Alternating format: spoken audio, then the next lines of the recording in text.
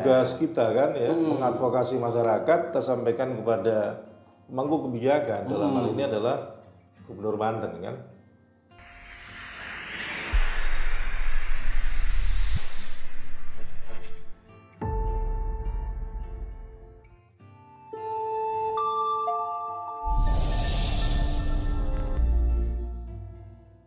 Assalamualaikum warahmatullahi wabarakatuh. Selamat sore sahabat Bagus Podcast. Hari ini kita kedatangan tamu agung, Wakil Ketua DPRD Provinsi Banten. Kita sapa dulu, beliau sudah ada di studio. Assalamualaikum Pak Nawa. Waalaikumsalam Pak Sabrol. Gimana kabarnya? Ramadan lancar, Cak? Apanya? Puasanya? Puasa mah mulai dulu lancar. Alhamdulillah. Jadi bersyukur ya, karena beberapa saudara kita banyak yang tidak puasa karena lagi dirawat di rumah sakit. Ya, semoga cepat sembuh. Ya. Semoga cepat sembuh. Nah, kehadiran Cak Nawa ini, kita para wartawan akrab menyapa beliau adalah Cak Nawa, Wakil Ketua DPRD Provinsi Banten, Koordinator Komisi 2 DPRD Provinsi Banten. Komisi 2 ini yang akan kita kulik nih karena berkaitan dengan bahan pangan atau bahan pokok. Jelang Ramadan, jelang Lebaran, ya sekitar 20 hari lagi karena kita udah masuk ke 10 hari kedua bulan puasa. Ini akan menjadi isu yang lebih panas dari isu pergantian PJ Gubernur nih, Cak. Iya. Harga daging, harga cabai bahkan lebih gila lagi. Harga cabai 1 kilo lebih mahal dari harga daging. Ini menjadi kekhawatiran istri-istri kami di rumah, istri wartawan juga ikut ngerasain pedasnya harga cabai ini. Ini baru cabai dan hampir semua 9 bahan pokok bahkan data dari Dinas Pertanian itu semuanya naik meskipun ada beberapa yang katanya sih klaimnya mengalami penurunan. Nah, kalau untuk laporan yang diterima Cak Nawa di 10 hari Ramadan pertama ini seperti apa sih, Cak, keluhan masyarakat terkait dengan bahan pokok di Provinsi Banten? Jadi gini Mas Sabrol, setiap kali jelang Lebaran itu kan konsumsi publik meningkat. Ketika konsumsi publik meningkat, artinya kan permintaan itu meningkat. Ya. Biasa kan, teori ekonomi kan, di mana permintaannya tinggi, ya penawarannya pasti juga tinggi. Jadi sebenarnya nggak ada yang aneh kalau nggak ada yang aneh. Kenapa saya bilang tidak ada yang aneh? Karena ternyata juga masyarakat juga mampu bagi-bagi takjil, mampu juga ini besok ya beli ketupat. Masak ketupat dan lain sebagainya. Cuma memang di sisi yang lain, misalkan terkait dengan untuk membeli keperluan Lebaran, nah itu biasanya menjadi persoalan. Nah, terkait dengan itu, Komisi 2 ini menginstruksikan kepada Dinas Ketahanan Pangan untuk melakukan operasi pasar. Atau bikin pasar murah. Ya, ini lagi jalan. Tiap hari mereka jalan di beberapa titik di wilayah Provinsi Banten. Dan ini nanti bisa sampai jelang Lebaran. Yang kedua, kita sering melakukan koordinasi dengan industri perdagangan ya untuk selalu memantau harga-harga terutama di pasar. Dan juga langsung melakukan langkah-langkah tertentu. Bahkan PJ Gubernur beberapa waktu yang lalu mimpin sendiri. Didampingin itu sidak masuk pasar, keluar pasar, saya nggak tahu ngapain aja. Beli cabai, Cak. Beli cabai. Dan inflasi di Banten, senang atau tidak, kita harus akuin sangat terkendali dan lebih baik dibandingkan rata-rata nasional. Ini menarik tadi. Ini karena hukum ekonomi dan setiap tahun begini. Ya. Tapi Masa ya Cak, ini kan nggak wajar harga cabai sampai 100.000 Cak. Ya wajar aja. Nanti harga dagingnya berapa Cak? Ya, kenapa saya bilang wajar? Ya kalau barangnya sedikit, yang butuh banyak, ya wajar lah. Kalau menurut saya, yang penting jangan sampai menjadi salah satu permainan. Oleh para spekulan yang ingin mendapatkan kuota impor, kan gitu. Nah, hal kayak begini ini yang perlu dicermatin oleh pemerintah, oleh kawan-kawan media, ya kan, oleh DPRD juga, itu kan ya. Biar nggak ada permainan seperti itu. Nah ini, tapi kalau seandainya memang tinggi dan itu produk petani kita, kan kita bersyukur mereka semakin semakin makmur kan. Tapi ada problemnya Cak. Apa itu? Setiap harga naik, kebutuhan meningkat tadi, ternyata yang diuntungkan bukan pedagang, bukan petani. Siapa yang diuntungkan? Ya tetap para yang tadi disebut spekulan-spekulan, bahkan bahasa wartawannya kan menduga ada mafia ini yang mempermainkan harga ini. Petani teriak harga cabai naik, bawang naik, peternak telur naik, mereka tetap nggak sejahtera, nggak makmur. Begitu juga dengan para pedagang di pasar Rawu, malah mengeluh katanya kalau harga naik, pembeli berkurang Cak. Jadi yang diuntungkan siapa ini Cak sebenarnya? Sebenarnya kalau nggak ada yang beli kan, pasti harga barangnya turun. Oh, jadi harus kompak warganya harusnya. Iya, kalau nggak ada yang mau beli kan turun itu. Kalau nggak kan dibuang. Iya kan? Strategi baru ini. Iya, jadi sebenarnya begini, cara cepat. Memang mafia, tengkulak dan sebagainya itu kan memang ada. Nah, bagaimana cara mereduksi itu? Aturan kan yang harus ditegakkan. Kita punya aparat penegak hukum dan kan keren juga kan Polda Banten. Beberapa waktu yang lalu ketika harga beras ya, teman-teman komunikasi sama kita langsung cepat kan. Nah, saya yakin apabila itu memang ada spekulan yang nimbun dan sebagainya sehingga terjadi kelangkaan, barang sedikit permintaan banyak sehingga harga tinggi, ya. Ini kalau saya dari spekulan tangkap aja spekulannya. Ada aparat penegak hukum. Jadi sikat aja. Sikat aja. Nih, asik banget nih kalau ngabuburit bareng pimpinan dewan. Jadi kalau yang bermain-main dengan perutnya masyarakat ini sikat aja. Oke Cak. Satu lagi yang menarik kalau bicara bahan pokok, masyarakat suka bingung. Pemerintah teriak, inflasi kita bagus, ini stabil. Sebenarnya masyarakat tidak butuh itu. Masyarakat itu ketika dia nyari LPG yang subsidi, ternyata di warung-warung ada. Nyari beras yang 10.000 1 liter, tapi juga kualitasnya bagus. Nah bulan Ramadan beras juga ikut luar biasa. Ada sorotan khusus tentang beras nggak Cak? Masa Banten masih kerepotan dengan kenaikan harga beras nih Cak di awal-awal Ramadan? Iya, kemarin kan memang sempat kualitas berasnya oplosan ya. Dan sebenarnya beras oplosan itu kan wajar. Saya semua pedagang itu pasti ngoplos. Dan itu tidak menjadi masalah apabila dia tidak menggunakan merek orang lain. Ya, yang tidak boleh itu kan misalkan ngoplos beras kemudian dikarungin dengan merek orang lain, itu ya nggak boleh. Tapi kalau dia karungin dengan merek dia sendiri sih, ya nggak ada masalah sebenarnya. Nggak ada masalah. Nggak ada masalah. Apalagi kayak pedagang beras eceran, itu hampir semuanya ngoplos. Kalau nggak ngoplos nggak dapat untung. Ya nggak boleh, itu kan nipu. Misalkan, oh ini rojo lele gitu kan. Nah, oh ini beras apa namanya?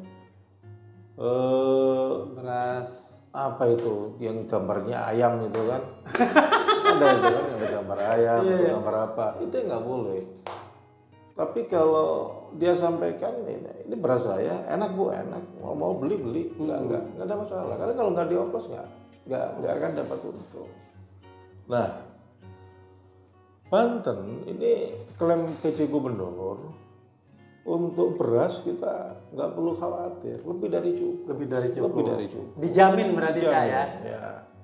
Nah, apabila kemudian di tengah lapangan Ada yang bilang bahwa beras kurang, ngomong aja sama saya nanti saya sampaikan kepada gubernur, ya kan? Oh, gubernur ini kurang ini berasnya nih kan, kan cepet keluarin yang di lumbung. Bisa langsung ke Canawan ya? Bisa aja nanti Ngadunya. kita sampaikan, iya. Kenapa? Kan itu salah satu tugas kontrol. Oke. Tugas kita kan ya, mengadvokasi masyarakat, kita sampaikan kepada pemangku kebijakan. Dalam hal ini adalah Gubernur Banten kan. Termasuk masyarakat curhat THR juga bisa lewat Canawa. Oh boleh. Itu salah satu apa? Salah satu komitmen yang dibangun oleh teman-teman di DPRD jelang Lebaran ini adalah memastikan agar warga masyarakat yang punya hak untuk mendapatkan THR itu terbayarkan THR. Alhamdulillah, istri saya itu nggak dikasih belanja juga nggak ngeluh. Subhanallah. Gimana juga? Ya paling dompetnya suaminya. Baru mau belajar strateginya. Ya kan?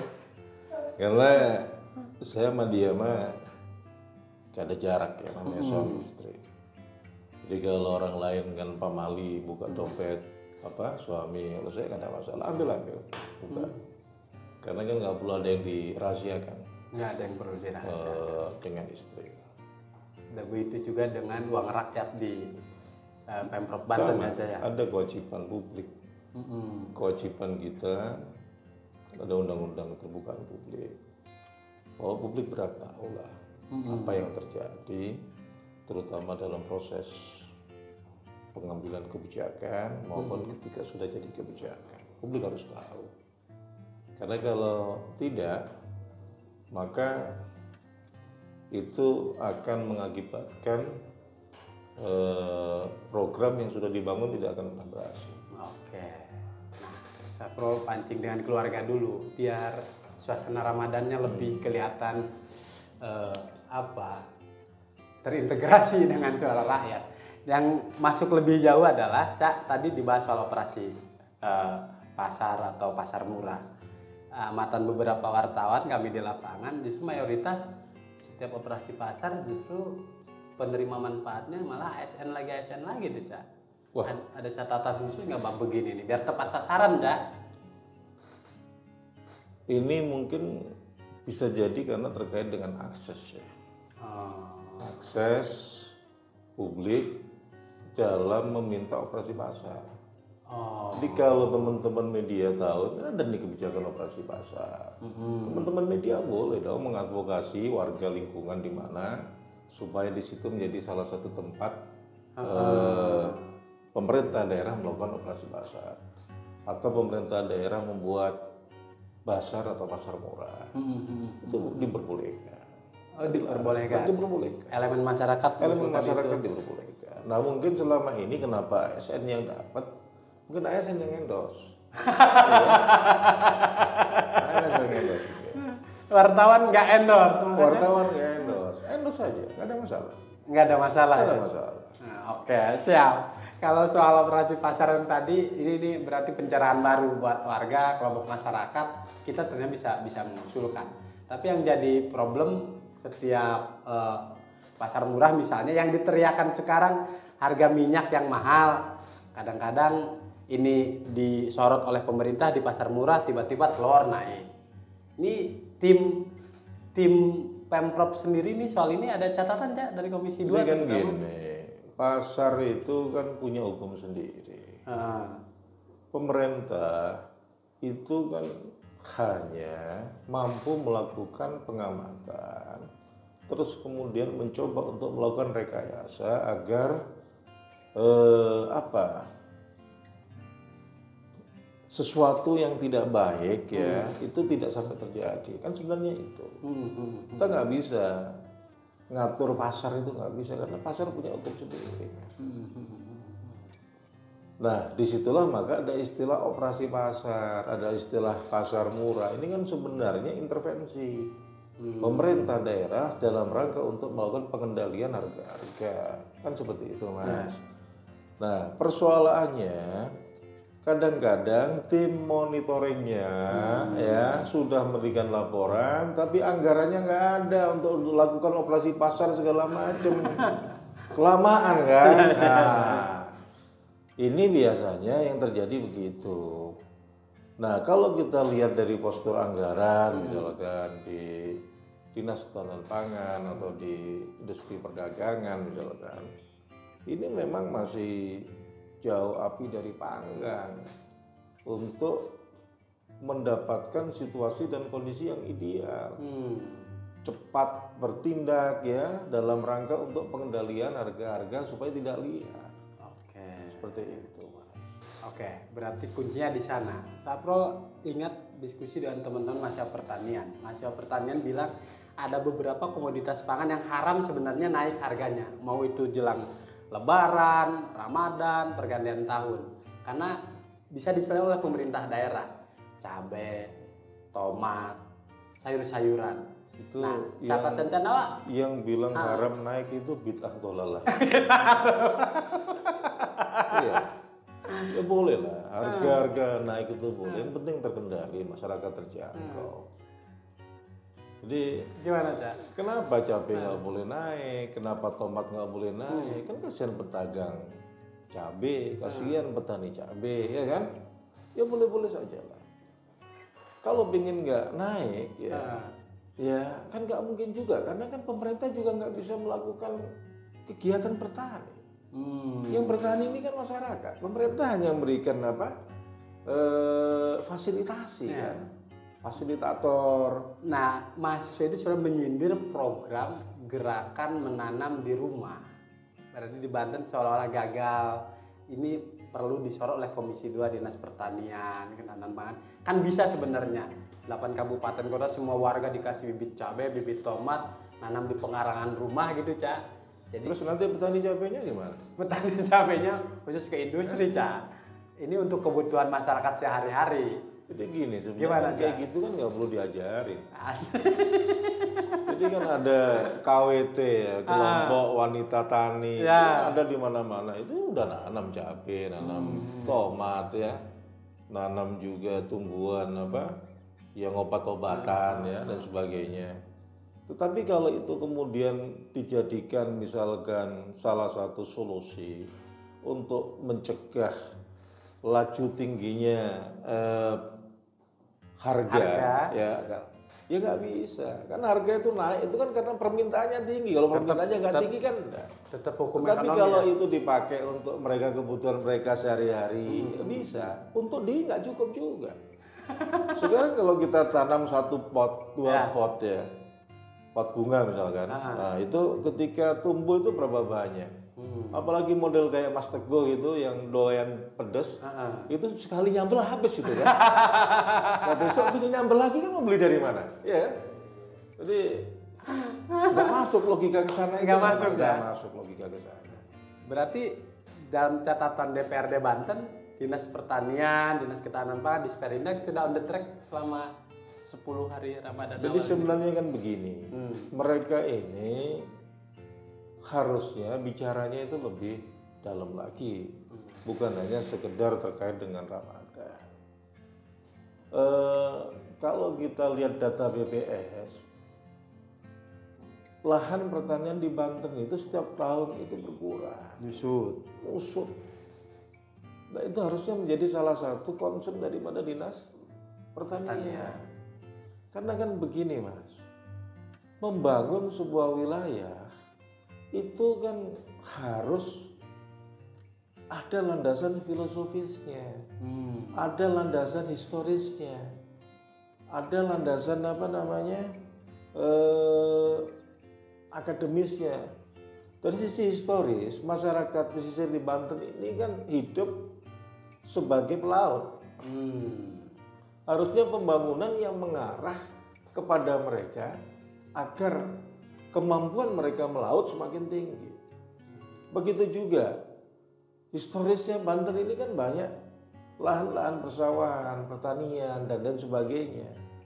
Harusnya ketika membangun pun juga berbasis kepada itu. Nah kalau kita melihat misalkan Setiap tahun menyusut. Ini kan persoalan. Apakah jumlah penduduk Banten ini perkembangannya cukup sangat luar biasa? Kan enggak juga. Iya kan? Sehingga butuh lahan baru untuk tempat tinggal dan sebagainya, enggak juga. Meskipun faktanya perumahan baru di mana-mana, Cak. Iya, perumahan baru di mana-mana, tetapi yang beli juga nggak banyak kan. Itu aja. Orangnya itu aja. Nah ini kan persoalan, Mas. Persoalan terkait dengan concern daripada kepala atau pemimpin ya dalam membangun sebuah wilayahnya. Ya ini kalau membangun misalkan, ini kita beli ini tanah di sini luas ini, habis itu kita bikin begini kota baru rame, kayak gitu mah mudah. Ya. Itu bukan pembangunan, itu namanya. Bangunan itu bagaimana misalkan teman-teman di Serang, di daerah mana itu misalkan yang banyak tahan pertanian, yang sebelumnya panennya misalkan dalam satu kali panen itu menghasilkan 1 ton ya, dengan luas tanah misalkan 1 hektar, itu kemudian berubah menjadi 2 ton, itu yang pembangunan. Iya kan? Sehingga petani ini akan mengajarkan kepada putra-putrinya untuk juga jadi petani. Seperti kayak politisi gitu loh, ngajarin putra-putrinya jadi politikus. Jadi iya kan? Petani juga harusnya ada dinasti. Petani juga harus begitu, dinasti. Kan sebanding juga dengan rumus tadi, lahannya makin menyusut, anak muda yang mau jadi petani juga ikut menyusut. Nah, itu tadi karena terkait dengan kalau menurut saya ketidakadilan pembangunan. Nah ini yang perlu kita sorotin, Bos. Kasihan kalau enggak, ya kan? Bagaimana caranya potensi alam kita punya sumber daya alam yang sangat luar biasa. Kita dikelilingi laut, gunung-gunung yang indah. Laut itu bisa menjadi potensi wisata. Laut itu bisa menjadi potensi untuk penangkapan ikan. Laut itu bisa menjadi potensi untuk pertambangan. Sudah digarap dengan baik atau belum? Misalkan ikan kita masih dipasok dari DKI, dari daerah-daerah lain. Kenapa? Karena kita tidak punya tempat pelabuhan yang besar. Ya kan? Sehingga kapal-kapal besar nggak ada yang bersandar ke Banten meskipun dia nangkap ikannya di perairan Banten. Buat bagus, semakin menarik kita bicara soal bahan pangan, ini yang paling penting terutama masyarakat Banten jelang menyambut hari raya, hari kemenangan. Tapi bicara soal ketersediaan, soal harga bahan pokok, ternyata ada persoalan distribusi di sana. Cak, ini perlu sorotan komprehensif. Ternyata jalan rusak di Provinsi Banten juga akan mempengaruhi ke harga pangan. Ternyata proses di jalan tol terhambat akan berdampak juga ke harga pangan. Lalu Pemprov Banten ini seperti apa harus mengurai benang kusut ini, Cak? Ternyata soal tadi pasokannya banyak, permintaan tinggi sebanding ternyata ada persoalan di distribusi, harganya juga tetap nggak bisa dikendalikan, Cak. Dingin persoalannya begini, kita ini punya badan usaha milik daerah yang namanya itu agrobisnis, yang di awal cita-cita ini kan mereka bisa menjadi salah satu distributor. Ya, distributor untuk memasok barang-barang untuk kebutuhan wilayah Banten maupun juga wilayah luar. Solusi sebenarnya. Cuma kan persoalan antara harapan dengan kenyataan kacau. Ketika beda pimpinan, ya beda lagi kan isi kepalanya, ya kan, sehingga ya repot. Ketika kita ini masih terus-menerus melakukan kompetisi atau pertandingan memperebutkan trofi kebenaran ini repot. Karena setiap kepala itu kan punya kebenaran masing-masing. Kalau ngaku gua yang paling benar ya, lo enggak dan sebagainya repot. Sehingga ketika itu terjadi tidak ada yang namanya kontinuitas pembangunan. Padahal kan itu harus dilakukan. Lo yang kontinu rugi aja kita masih bertahan. Kontinu rugi, Bang Banten tuh. Ya. Masih dipertahankan nih. Saya nggak tahu juga alasannya apa itu. Iya. Padahal rugi kan? Iya. Penyertaan modal udah berapa banyak itu? Dan itu kalau dibuat selesaiin jalan itu udah ada berapa ratus kilometer itu. Dan Dewan setuju aja ditambah itu modalnya, Cak. Ya terpaksa. Setuju itu karena terpaksa. Ini maksud saya gini. Nah, karena kita belum punya tempat untuk itu, ya mau tidak mau ya tadi kan melakukan monitoring tadi. Ketika ada jalur distribusi terhambat karena ulah misalkan jalan rusak dan sebagainya, kan bisa komunikasi dengan dinas perhubungan, bantu supaya ada pengawalan barang supaya sampai ke pasar-pasar dengan tepat waktu misalkan. Kalau distribusinya itu terganggu karena mafia, kalau kita tahu cepat koordinasi dengan Polda. Kalau distribusinya itu terganggu dengan dengan hal yang lain disesuaikan. Saya pikir seperti itu. Tapi kalau seandainya agrobisnis ini kemarin bisa berjalan sebagaimana yang kita harapkan, saya yakin kelar itu. Daging kurang tinggal kan kirim. Tapi persoalannya kan ada BUMD nggak punya duit mau ngelakuin apa? Iya. Mau ngelakuin apa? Jadi perlu dievaluasi nggak, Cak, BUMD-nya? Ya harusnya dievaluasi. Harusnya dievaluasi. Nah, menarik tadi penanganan ternyata melibatkan banyak pihak. Apa juga sudah ada koordinasi Forkopimda, Cak, khusus soal pangan? Karena jangankan Pemprov, pemerintah daerah dan pemerintah pusat, TNI Polri aja urus bahan pangannya sampai turun. Kalau terkait dengan komunikasi Forkopimda kan jalan. Cuma kan saya kan posisinya bukan ketua. Kalau di situ kan biasanya ketua yang mewakili. Jalan lah, akrab mereka dan kompak ya, antara ketua dewan, PJ Gubernur, Pak Kapolda, ya kan, terus kemudian Pak Kajati, terus TNI, dan Rem ya. Saya pikir mereka ini kompak. Apalagi terkait dengan tugas-tugas yang berkaitan dengan situasi dan kondisi di mana masyarakat yang memang betul-betul butuh segera teruraikan. Mereka cukup. Keren. Forkopimda gitu keren. Keren ya. Jadi segala cara ditempuh untuk kemaslahatan sebenarnya masyarakat Banten.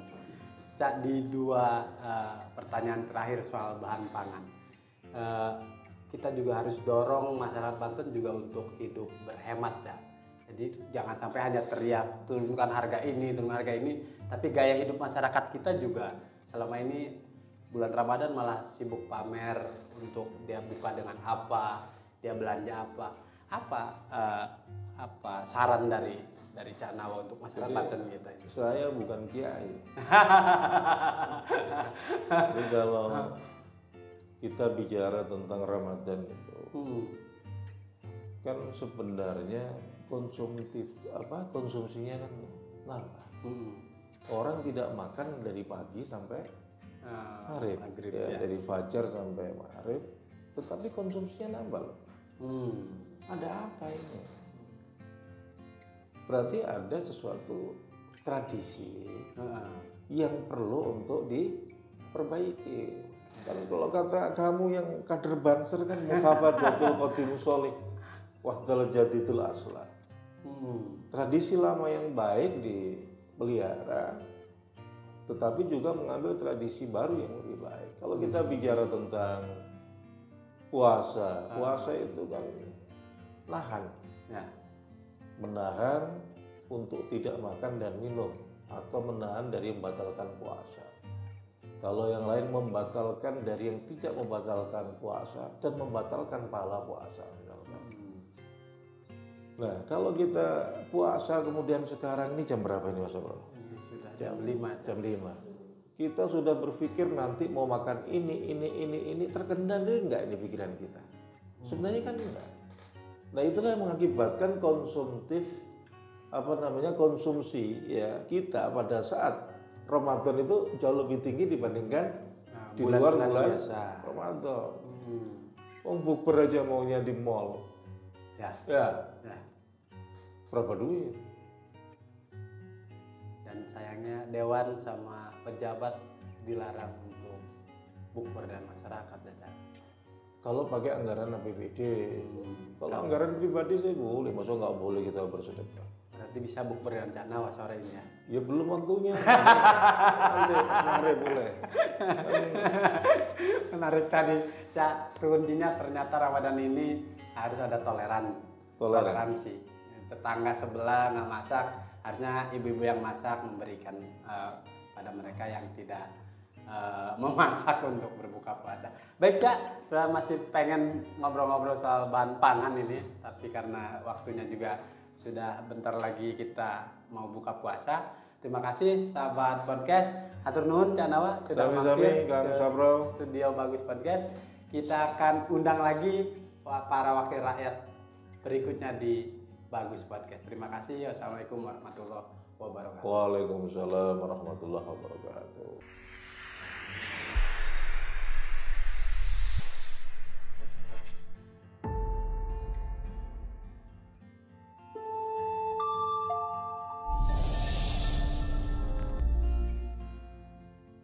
Assalamualaikum warahmatullahi wabarakatuh.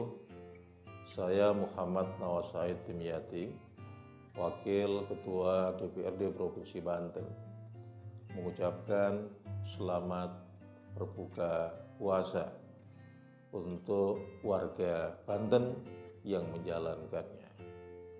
Allahumma lakal sumtu wala rizqika aftartu zabat toma'u wasabatal azru insyaallah. Birahmatika ya arhamar rahimin. Wassalamualaikum warahmatullahi wabarakatuh.